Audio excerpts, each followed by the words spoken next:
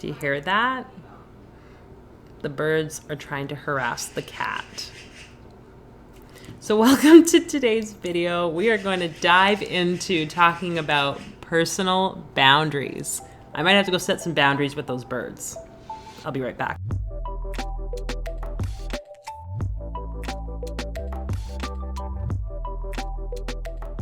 Looks like we got some magpie medicine for someone who might be watching. Look up the spiritual meaning of magpies. My name's Fola. Welcome to my channel. I'm excited to dive into this topic on boundaries with you today.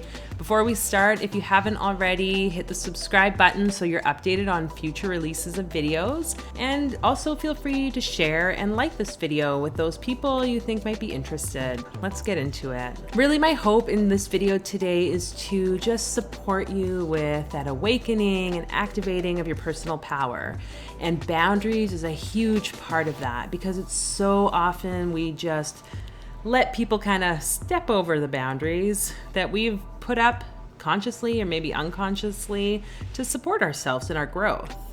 And it comes a time in our life where we need to really stand true to who we are, what we believe, and what our boundaries are so that we can continue to manifest more amazing awesomeness. Boundaries, what are they really? I like to sometimes see, like this fortress. And if we want to talk about ourselves as like the royalty, that king and that queen that we are, then it's important we understand that we need to have that form of protection. Not necessarily in the way that means people are trying to attack and like throw crossbow arrows or whatever at us all the time, because that has its own issues that many oftentimes will put around like our heart space or block people out of our lives. But really, boundaries are about us making sure we know where we draw the line on someone doing something that could be hurtful. Hurtful physically, hurtful in emotional way, mental way, or even spiritually and energetically. I invite you to ask yourself, when was the last time you let someone kind of overstep your boundary? A lot of times we think it's the other person's fault, but really what it comes down to, it's us not being clear and defining what our boundaries are, what our expectations are in a relationship. The last week, I've really had to look at the relationship with my ex in particular and see what I wanted to do in terms of laying out some new boundaries or guidelines, expectations, of how that relationship could maybe still exist, but in a new way. And it really had me thinking about how often in my life I've let other people kind of overstep boundaries. I wasn't clear on setting what those boundaries were, which is a huge mistake many of us make. We don't really think that we have to verbalize it with other people or at least make it known to ourselves. But it's until we know what those boundaries are, we're not going to be able to understand if someone's crossing them or not. When I look back in my life and I remember, the times with friends, with other people I was seeing, partners in my relationship, with my ex-husband, with my parents even, just where I was allowing like this wiggle room that turned into just complete domination of my life. And it wasn't until I really started stepping into the concept of like personal power and trusting that I have like all the resources and all the support that I'll ever need within me, that's when I really started to be like, I can put boundaries up and nothing negative is going to happen with that. And I'll just say that lightly because obviously sometimes for some people, we have to make sure that you're in a safe space physically in order to set boundaries. There could be times where someone does something really potentially threatening to you in your physical body, and that is not right. You need to then reach out the support of like police or whoever to make sure that you have the right things in place. Make sure that you feel physically safe because let's be honest, some people will really overstep that physical boundary. Once you've outlined with yourself what you want your boundaries to be, then feel free to share that with the person that you are wanting to set boundaries with. Hopefully it'll come up in a way that's not like heat of the moment discussion. I would really say if that's the case, maybe you need to give yourself some space first and just kind of reevaluate what you'd like to say, because if someone's super angry, upset, they are not going to hear anything out of your mouth, let's be honest. So give that time and then have the conversation. Write it down if you need to, just to be open, upfront, honest. It's my opinion, you don't really need to tell the person why you're setting those boundaries. This is about you. This is about your values, your personal power, what it is that you feel is going to benefit and empower you, not so much about them.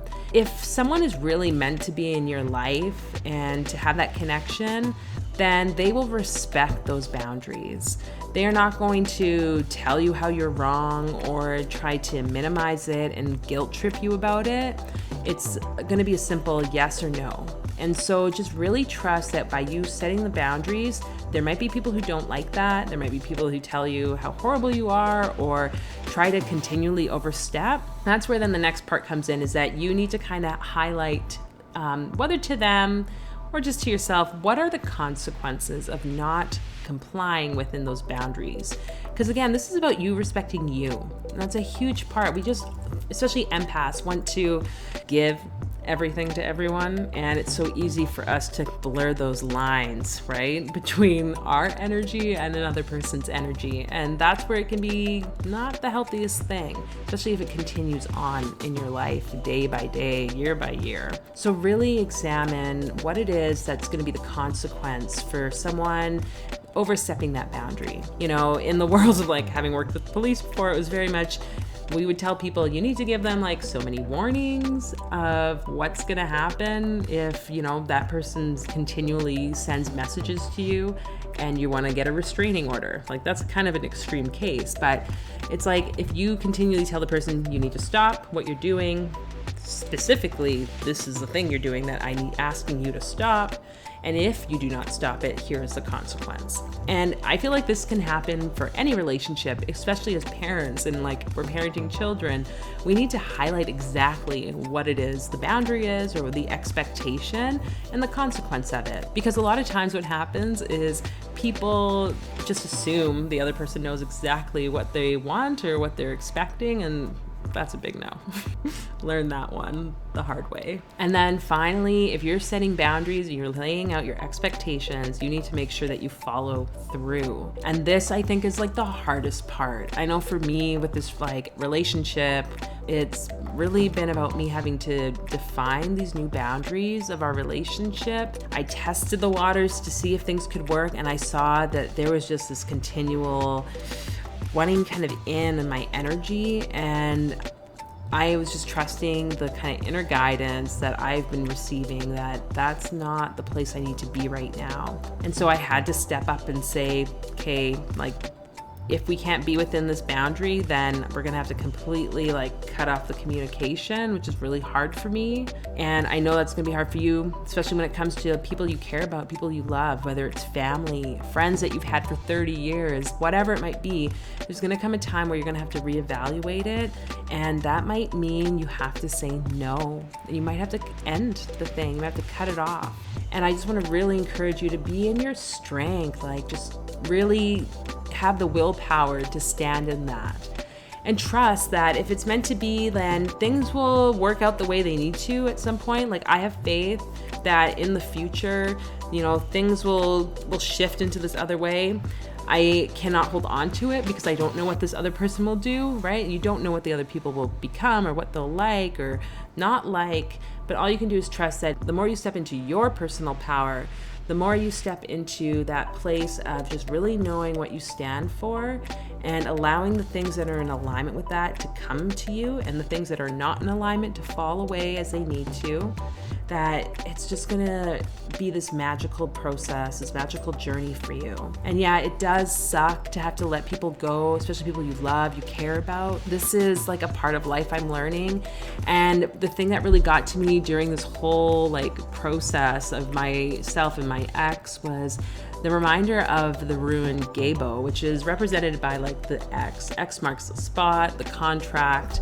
And really it refers how during the whole process of receiving something like a gift from the gods, in those sense, when the runes were, it was that you had to kind of give something up, and that can be hard. Setting boundaries means you might have to give up the thing that you knew, but just trust that it's going to be for the betterment of you, and hopefully the betterment of the other person as well. That's something that I'm holding on to, because clearly if you're not in alignment, then doesn't mean that person's wrong or you're right or vice versa. It's just something needs to shift for the both of you and allow that shift to happen.